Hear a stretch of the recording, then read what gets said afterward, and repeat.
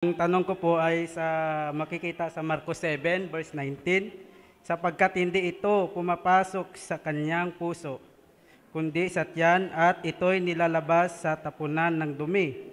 Sa ganito'y nililinis niya ang lahat ng pagkain. Yun po ang pinangawakan ng iba kung sakaling sa pagkain ng pag-uusapan.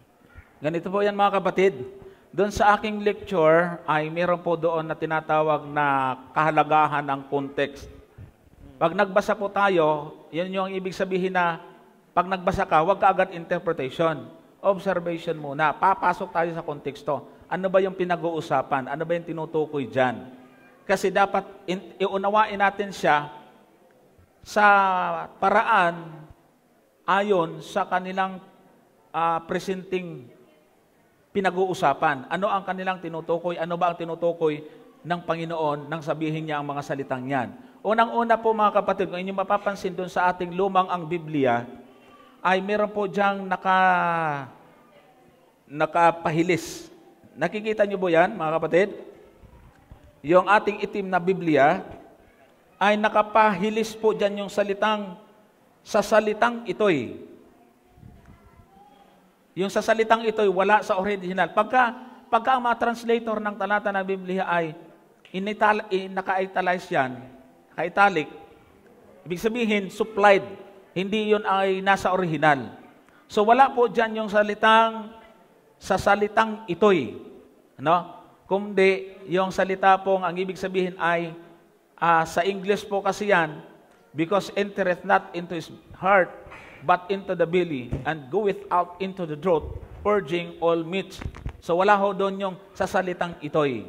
Ano? Kaya, pagka hindi mo nga naman pinag-aralan yan at nandoon talaga yung sa salitang ito'y, ay parang sinasabi ng deklarasyon na yun ni Kristo na lahat malinis na.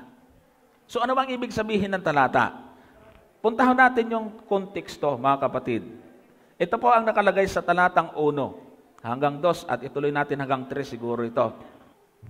At nag-isama sa kanila ang mga parasiyo at ilan sa mga eskriba na nagsisipag galing sa Jerusalem. At kanilang nakakita ang ilan sa kanyang mga alagad na nagsikain ng mga tinapay ng mga kamay na marurumi sa makatuwid bagay ng mga kamay na hindi niya hinugasan. Sapagkat ang mga Fariseo at ang mga Hudyo ay hindi nagsisikain kundi muna nangaguhugas ng maingat ng mga kamay na pinangahawakan ang mga salit-salin sabi ng matatanda. So doon pa lang makikita ho natin ang punto ng sentro ng conversation nila.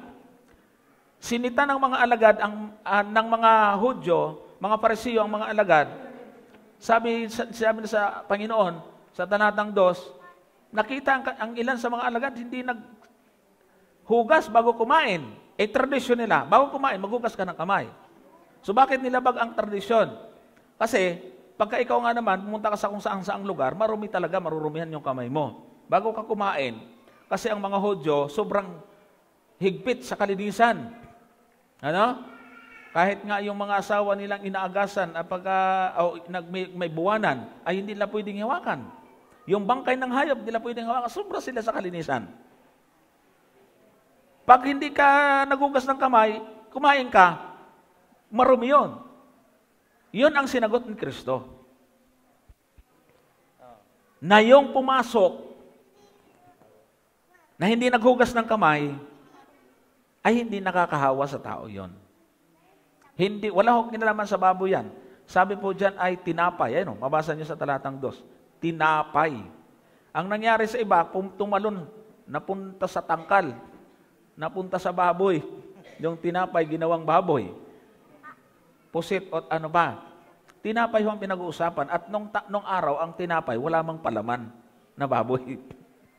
So, ang pinag-uusapan no dyan mga kapatid, ayan o, 5. At siya'y tinanong ng mga Pariseo at ng mga eskriba, bakit ang iyong mga alagad ay hindi nagsisilakan ayon sa salit-saling sabi ng matatanda, kundi nagsikain sila ng kanilang tinapay ng mga kamay na karumal-dumal?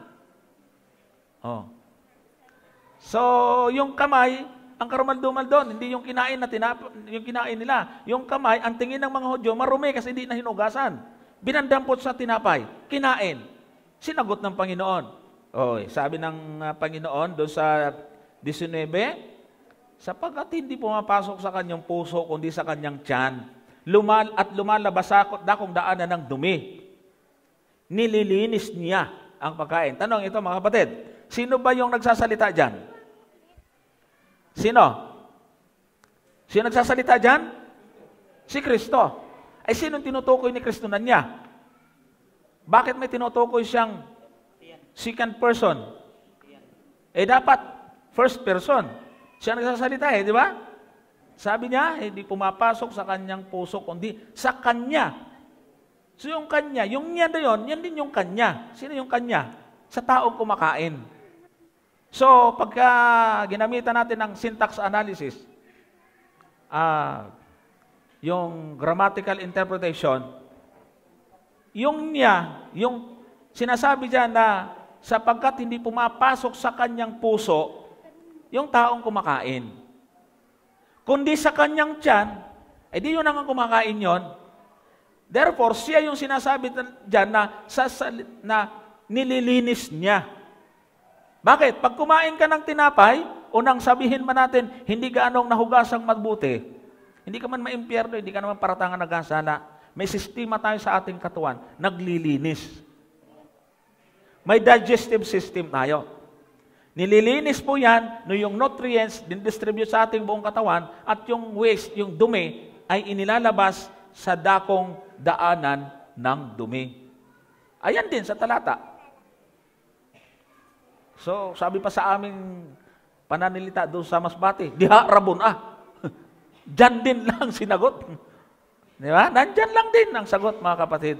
Kaya lang, itong mga mahihilig sa mga bawal, ay, nako, nakapasok ang baboy sa tinapay. Maling-mali po yon. So, kailangan lang natin i-consider ang konteksto, mga kapatid. Kaya, yun po ang ating may sasagot dyan.